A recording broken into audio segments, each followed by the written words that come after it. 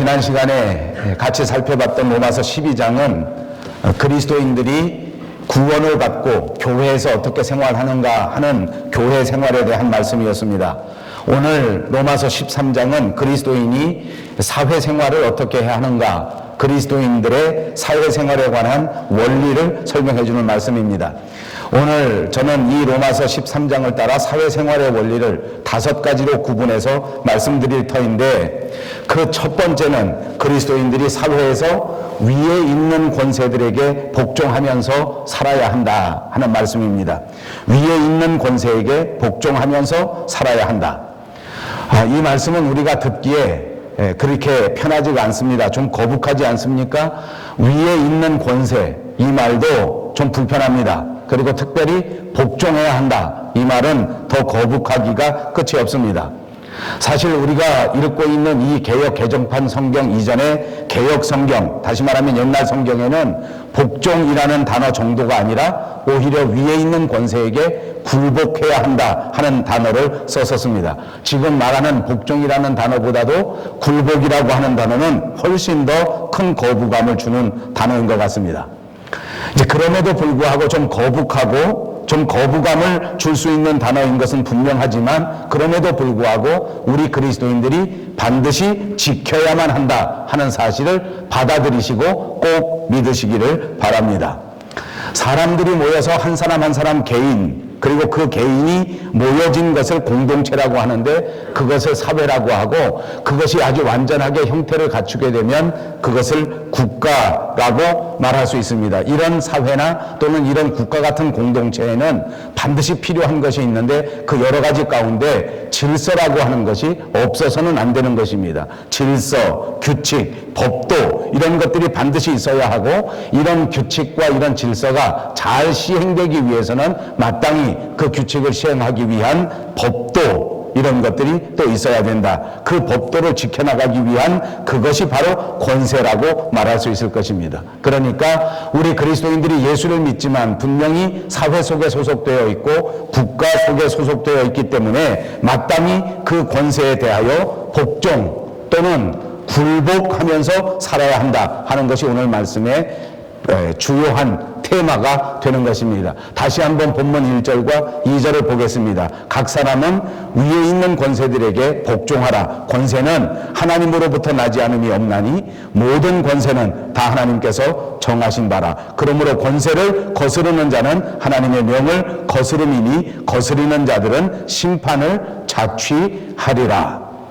이 말씀은 그리스도인들이 사회 속에서 살아갈 때 그 사회 속에 있는, 그 사회를 움직이는 그런 권세에 대하여 가져야 할 기본적인 자세, 그리고 기본적인 정신에 대하여 말하고 있다고 많은 신학자들이 해석하고 있습니다. 1절에서 말씀하고 있는 권세, 그것은 하나님께로부터 났다는 것입니다. 하나님께로부터 오지 않은 권세는 하나도 없기 때문에 반드시 하나님이 인정한 그 권세들에게 복종해야 한다는 것이고, 또 4절에 가서 보면 이 권세자들에게 반드시 복종해야 되는 이유 가운데 가장 중요한 이유를 이 권세자들이 칼을 가지고 있다, 이렇게 설명합니다. 칼을 가지고 있기 때문에 복종해야 한다. 칼이라고 하는 것이 무엇입니까? 다시 말하면 공권력을 의미하고 있는 것입니다.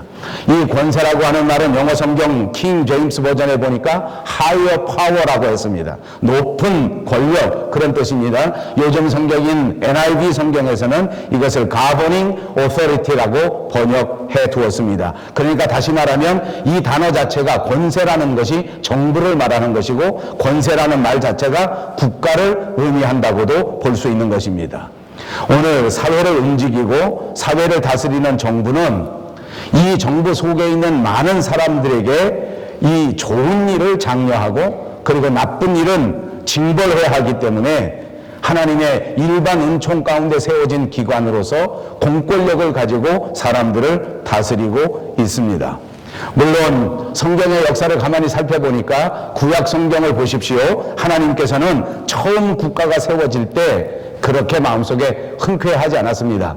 많은 백성들이 국가라고 하는 어떤 형태를 통해서 하나님의 뜻을 수행하고 하나님의 뜻을 이루려고 하는 것이 아니라 사람들의 힘을 과시하고 사람들이 모여 사람의 뜻에 맞는 무슨 일을 하려는 그런 의도가 많이 있었기 때문에 국가를 처음 만들 때에 하나님께서 그렇게 기뻐하시지는 않았단 말입니다. 그럼에도 불구하고 마음에 흔쾌하시지는 않았지만 그 세상 정부가 세워지려고 할 때 사무엘을 통하여 하나님께서는 허락을 해 주셨습니다.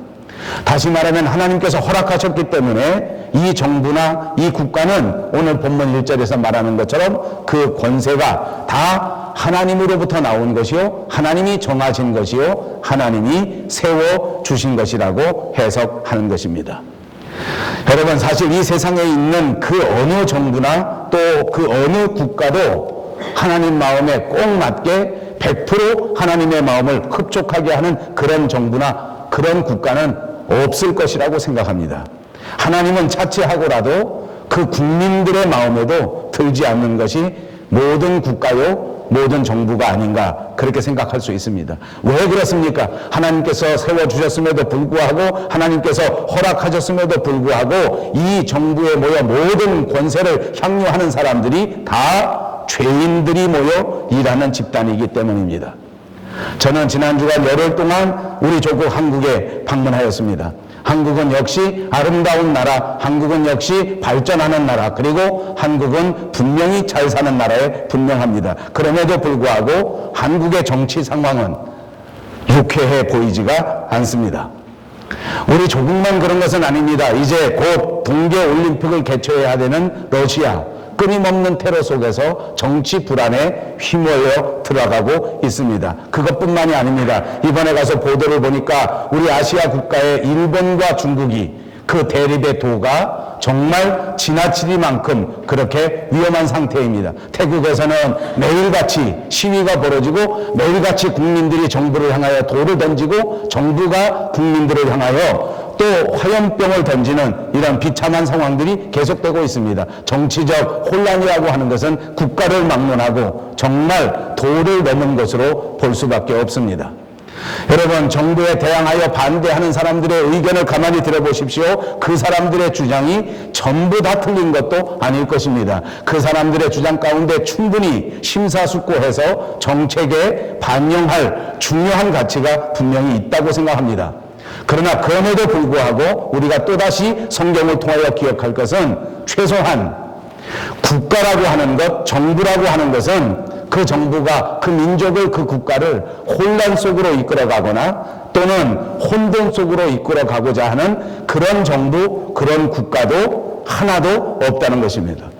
때로는 정치가 서툴러서 이런 문제가 생겨지기도 하고 때로는 좀 좋지 않은 사람들이 야망을 갖고 흑심을 품고서 정치를 하고 있지만 그럼에도 불구하고 그 사람들에게는 칼이라고 하는 공권력을 가지고 있고 그럼에도 불구하고 그 사람들은 그 나라 안에 있는 나쁜 도둑놈들, 그 나라 안에 있는 나쁜 성폭행범들, 그리고 그 나라 안에 있는 살인자들을 잡는 그런 권력을 가지고 권세를 가지고 있기 때문에 이런 일들을 하나님께서 허락하신 것이요 이런 일들이 하나님이 세워주신 일이다, 이렇게 해석하는 것입니다. 그렇습니다. 정부에 있는 많은 사람들이 그 정부 안에 있는 국민들이 잘못하는 일들을 색출하고 그들이 정말 비인간적으로 생활할 때에 그들을 잡아 그 칼을 가지고 그 권세를 가지고 그들을 벌하기 때문에 그들은 하나님의 일꾼인 것입니다. 여러분, 제가 이렇게 설명할 때 우리들 가운데 많은 사람들은 마음속에 질문이 생겨질 것입니다. 그렇다면 하나님을 모독하는 정부, 하나님에 대하여 대항하는 정부, 신앙생활을 전혀 하지 못하게 만드는 김정은 같은 지도자 또는 역사 속에서 나치 같은 정부에도 우리가 복종하고 굴복해야 하는가 하는 질문입니다. 그 대답 역시 명쾌합니다. 그렇지가 않습니다. 당연히 그 권세에 대하여 불복종해야 하고 그 권세에 대하여 불순종해야만 할 것입니다.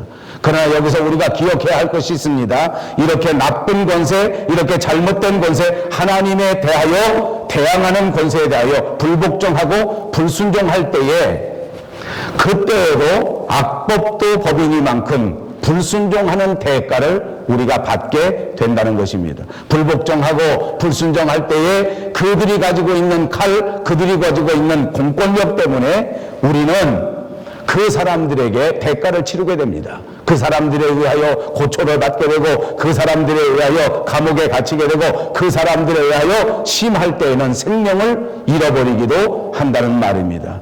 자, 그랬을 때에 그는 비록 나쁜 정부에 불복종하고 불순종하였지만, 그래서 벌을 받을 수밖에 없지만, 그럼에도 불구하고 그 사람이 불법한 자가 아니요 오히려 적법한 자, 다시 말하면 준법한 자가 될 수 있다는 것입니다. 성경의 역사를 보십시오. 초대교회 시절에 그런 일들이 벌어졌습니다. 로마의 황제들이 이 모든 세계의 권세를 틀어잡고 하나님을 대적하기 시작합니다. 그들은 노골적으로 백성들에게 하나님을 경배하지 말고 로마의 황제를 경배하라고 강요했었습니다. 그때 초대교회 그리스도인들은 어떻게 하였습니까? 이 강력한 칼을 가진 로마 정부에 대항하여 그 명령에 불복종하고 그 명령에 불순종하였습니다. 그리고 어찌 되었습니까? 악법도 법이라고 하는 이 법 때문에 그들은 로마 관리들에게 붙들리고, 그들은 로마 병정들에게 붙잡혀서 매를 맞고, 그들은 로마 정부에 의하여 심지어 죽임을 당하는 순교를 당했습니다. 그들은 순교를 당할 때 그들의 죄목이 모두가 다 국가를 반항하는 반역죄요, 국가의 권위에 불순종하는 불순종의 죄를 묻는 그런 죄를 범하게 된 것입니다. 그들은 정부를 거스리는 범죄자로 행동했지만, 그래서 그 벌을 받고 순교까지 당했지만, 그러나 역사는 그들을 불법한 자라고 보지 않고 그들이 오히려 법을 지킨 준법자로 우리에게 전해준다는 말씀인 것입니다. 그렇습니다.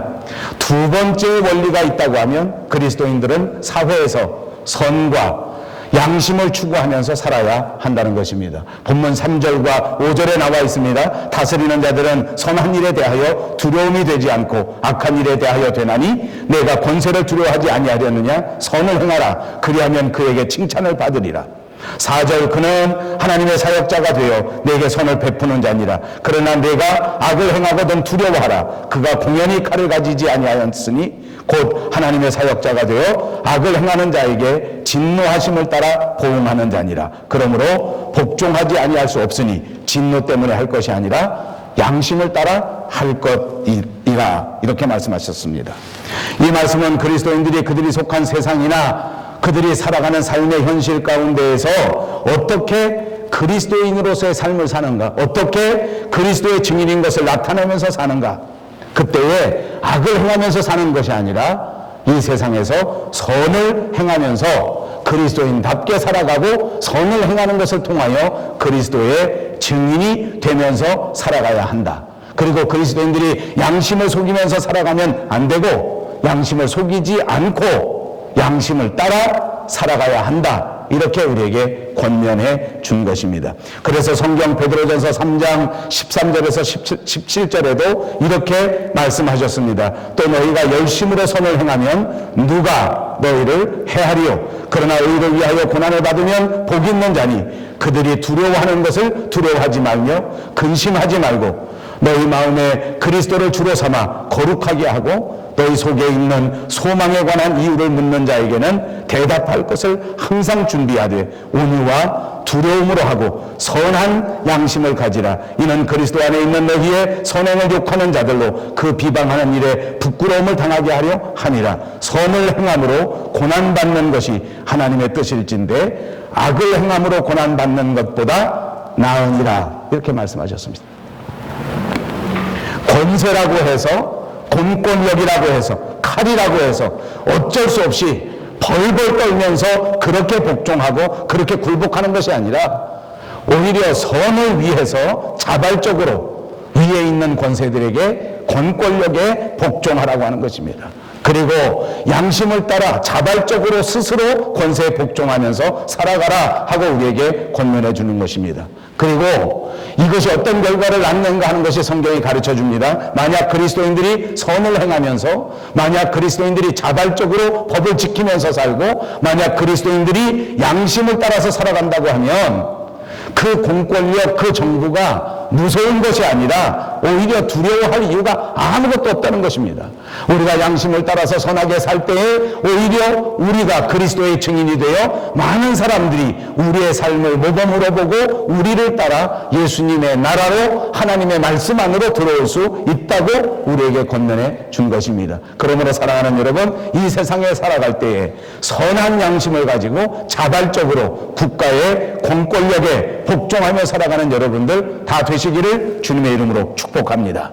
세 번째 그리스도인들의 생활 원리가 있습니다. 그것은 그리스도인은 사회에서 국민으로서의 책임과 의무를 다하면서 살아야 한다는 것입니다. 본문 6절과 7절에 있는 말씀입니다. 너희가 조세를 바치는 것도 이로 말미암음이라. 그들이 하나님의 일꾼이 되어 바로 이 일에 항상 힘쓰느니라. 모든 자에게 줄 것을 주되 조세를 받은 자에게 조세를 바치고 관세를 받을 자에게 관세를 바치고 두려워할 자를 두려워하며 존경할 자를 존경하라.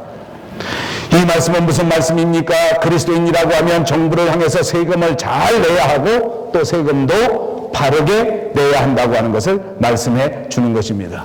여러분, 정부가 조직돼서 사회를 움직이고 국가를 운영하려고 하면 정부에는 반드시 재정이 필요합니다. 그리고 그 재정은 세금에서 나오는 것입니다. 제가 이번에 한국에 방문해 보니까 한국의 여러 가지 이슈 가운데 하나는 복지에 관한 일이었습니다. 더더군다나 이제 점점점 사람의 수명이 늘어나서 노인들이 80세, 90세, 이제 100세의 시대가 되었다고 합니다. 많은 사람들이 연금을 기대하고 많은 사람들이 정부의 혜택을 기대합니다. 그런데 문제는 세금을 내지 않기 때문에 이 연금 자원이 다 고갈된 것입니다. 노인들에게 얼마씩 노인 기초연금을 주겠다고 정부가 약속하고 대통령이 공약하고 그리고 많은 사람들이 기대하고 있는데 막상 연금을 주려고 하니 돈이 없습니다. 국가인데 어떻게 연금을 줄 수 있겠습니까? 도대체 어떻게 이 어려운 문제를 풀어나갈지 저도 아주 정말 조마조마합니다. 여러분, 정부가 움직이려고 하면 정부의 모든 재정이 반드시 필요하고 이 재정이야말로 세금에서 나오는 것입니다. 그런데 하나님의 정하신 정부, 하나님께서 인정하신 정부, 하나님께서 세워주신 정부, 하나님께서 주신 권세를 가진 정부가 악한 일들을 다 제거하고 선한 일들을 장려하고 적어도 양심을 따라 살아가는 사람들을 잘 보호해 주려고 하면 그러면 세금이 반드시 필요합니다. 그러므로 우리 그리스도인들은 이 땅에 살아가면서 양심에 따라 세금을 잘 내야 하고 바르게 내야 한다는 것이 성경의 가르침인 줄로 믿습니다. 여러분, 예수님이 이 땅에 계실 때에도 이런 비슷한 일이 있었지 않았습니까? 예수님이 사역하시던 당시에 이스라엘 나라는 로마라고 하는 거대한 제국의 식민자가 되었습니다. 그리고 로마 제국은 하나님을 인정하지도 않고 하나님을 알지도 못하는 정부였습니다. 그래서 로마가 파송한 총독이 이스라엘을 다스리고 있었던 시대였습니다. 마태복음 22장 7절에 보시면 어느 날 사람들이 예수님에게 와서 예수님에게 이렇게 묻습니다. 가이사에게 세금을 내는 것이 합당합니까? 합당하지 않습니까? 예수님은 이렇게 대답하시지 않았습니까? 가이사의 것은 가이사에게로, 하나님의 것은 하나님께로 바치라. 예수님도 이 땅에 살아가시면서 나라 없는 사람의, 나라 뺏긴 사람의 소름을 뼛속 깊이 체험한 사람입니다. 나라가 없기 때문에 자유가 없고 나라가 없기 때문에 신앙의 자유를 누리지 못한 그 처절한 아픔을 누구보다도 잘 아시는 예수님이었지만 그럼에도 불구하고 로마 황제에게 바쳐야 할 세금은 빼먹지 말고 다 내라고 말씀해 주신 것입니다. 그래서 정부를 향한 국민의 의무를 다하고 이 의무를 저버리지 말라는 가르침인 줄로 생각할 수 있습니다. 여러분, 우리는 이 땅에 살아가면서 이 말씀을 잊지 마시기 바랍니다. 우리는 분명히 세상에 살면서 우리를 갈등하게 하는 많은 의무, 많은 책임이 있습니다. 그럼에도 불구하고 우리가 이 세상 속에 살아가는 동안 대한민국의 국민으로서 또 캐나다에 살아가는 동안 캐나다의 국민으로서 마땅히 감당해야 될 모든 책임과 의무를 자발적으로 선하게 양심적으로 감당할 수 있는 삶을 살아야 할 것입니다. 그 다음 그리스도인의 사회생활 원리, 그 넷째가 있습니다. 넷째는 그리스도인들은 이 땅에 살아갈 때에 사랑의 원리를 가지고 살아야 한다는 것입니다. 본문 8절과 10절에 있는 말씀입니다. 피차 사랑의 빛 외에는 아무에게든지 아무 빚도 지지 말라. 남을 사랑하는 자는 율법을 다 이루었느니라. 간음하지 말라, 살인하지 말라, 도둑질하지 말라, 탐내지 말라 한 것과 그 외에 다른 계명이 있을지라도 내 이웃을 내 자신과 같이 사랑하라 하신 그 말씀 가운데 다 들었느니라. 사랑은 이웃에게 악을 행하지 아니하나니 그러므로 사랑은 율법의 완성이니라. 그렇습니다. 그리스도인들이 사회에서 살아갈 때 사랑의 원리를 따라 살아야 한다는 것은 너무나 당연한 것입니다. 그것은 차라리 우리 그리스도인들에게 있어서 가장 기초적인 삶의 원리가 될 것입니다. 여기는 아무런 질문도 아무런 부연 설명도 필요치 않다고 생각합니다. 그러나 여러분, 이 말씀 가운데서도 가장 중요한 말씀, 우리가 꼭 새겨야 할 말씀이 있습니다. 9절에 있는 말씀, 이 사랑 안에 다 들었느니라 하는 말씀입니다. 여러분, 모든 삶의 원리가 이 사랑이라고 하는 이 원리 안에 다 들어있단 말입니다. 사랑의 원리를 따라서 산다고 하면 율법을 다 이룰 수 있는 의미를 가졌단 말입니다. 사랑의 원리 안에 살아갈 때에 하나님이 우리에게 요구하시는 모든 율법을 다 이룰 수 있다는 것입니다. 사랑하는 여러분, 분명히 여러분들을 권면합니다. 사랑을 따라 사시기를 권면합니다. 사랑을 따라 살아갈 때에, 사랑의 원리로 살아갈 때 여러분들은 모든 계명을 바르게 다 지킬 수 있는 사람들이 될 줄로 믿습니다. 마지막입니다. 그리스도인들이 사회생활의 원리 그 5번째는 사회에서 낮에와 같이 단정하게 사는 삶을 살 줄 알아야 한다는 것입니다. 오늘 본문 11절과 14절에 있는 말씀입니다. 또한 너희가 이 시기를 알거니와 자다가 깰 때가 벌써 되었으니 이는 이제 우리의 구원이 처음 믿을 때보다 가까웠음이니라. 밤이 깊고 낮이 가까웠으니 그러므로 우리가 어두움의 일을 벗고 빛의 갑옷을 입자. 낮에와 같이 단정히 행하고 방탕과 술 취하지 말며 음란과 호색하지 말며 쟁투와 시기하지 말고 오직 주 예수 그리스도를 옷 입고 정욕을 위하여 육신의 일을 도모하지 말라. 여러분, 이 말씀은 무슨 말씀입니까? 그리스도인이라고 하면 그가 속한 사회에서, 그가 속한 국가에서 단정한 삶을 살 줄 알아야 한다는 말입니다. 한 걸음 더 나아갑니다. 그리스도인들은 이 사회에서 단정할 뿐만 아니라 경건한 삶을 살아야 할 줄로 믿습니다. 사랑하는 여러분, 축복합니다. 여러분이 살고 있는 이 밴쿠버 땅 위에서, 여러분의 가정에서, 여러분의 직장에서, 여러분의 사업장에서 반드시 단정하게 그리고 경건하게 살아가시기를 주님의 이름으로 축복합니다. 그렇습니다. 여기 아주 중요한 것을 또 성경에서 말합니다. 그리스도인들은 이렇게 단정하고 경건하게 거룩하게 살아야 하는 것뿐만 아니라 그가 살아가고 있는 삶에, 그가 살아가고 있는 시대에 그 시대를 뚫어내는 통찰력이 있어야 한다고 하는 것을 가르쳐 주는 것입니다. 지금 어느 때인지를 알라는 말입니다. 지금 무엇을 해야 할 때를 분명히 깨달아 알으란 말입니다. 그것이 통찰력입니다. 지금 잘 때인지 지금 깰 때인지.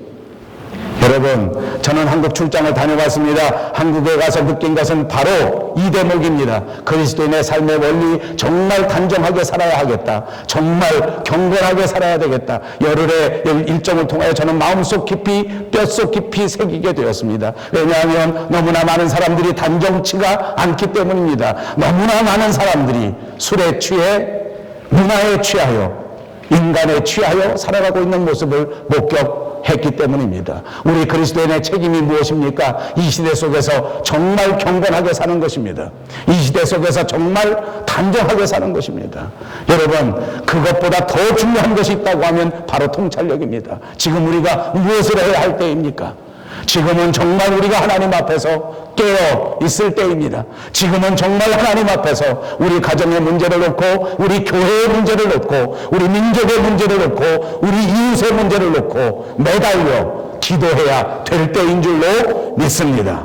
그렇습니다. 여기 마지막 강조한 것이 있습니다. 그것은 옷입니다.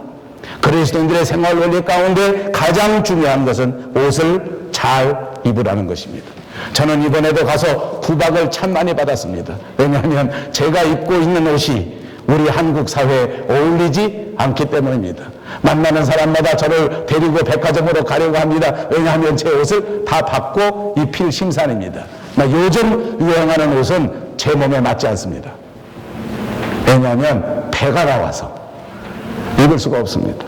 제가 한참 눈을 똑바로 뜨고 우리 바깥에 다니는 길에 눈을 뜨고 열심히 바라봤습니다. 보니까 한국의 길거리에는 우리 같은 사람이 하나도 없어요. 어떻게 이렇게 날씬한지 몰라. 어떻게 날씬해? 배에 꼭 붙는 옷을 입고 온몸에 꼭 달라붙는 옷을 입고 다녀. 남자고 여자고 전부 달라붙어 입고 다녀. 제가 상상해봤어요. 우리 밴쿠버 영성교회가 다 달라붙는 옷을 입고 다니면 볼만할 거야. 여러분, 옷을 잘 입어야 되겠더라고요. 옷을 입으면 어떻습니까? 그 옷을 보면 그 사람의 형편을 짐작할 수 있습니다. 옷을 단정하게 입으면 확실히 고상한 사람입니다. 옷을 야하게 입은 사람은 분명히 야한 사람입니다. 성경이 우리에게 가르쳐 줍니다. 이 마지막 시대 그리스도의 생활 원리 가운데 마지막 우리 마음속에 꼭 새겨야 할 것은 예수 그리스도로 옷을 입으라는 말입니다. 가장 거룩한 옷, 가장 바람직한 옷, 가장 훌륭한 옷, 다름 아닌 예수 그리스도입니다. 그리스도로 옷 입는 저와 여러분 되시기를 주님의 이름으로 축복합니다. 이 2014년 새해 벽두에 다시 한번 예수 그리스도로 옷을 입고 열심을 품고 성경에서 가르쳐 주신 그 원리 그대로 하나님을 기쁘시게 하는 저와 여러분 그리고 우리 밴쿠버 영성교회 되시기를 주님의 이름으로 축복합니다. 기도하겠습니다. 자비하신 우리 하나님 참 감사합니다. 이제 이 말씀처럼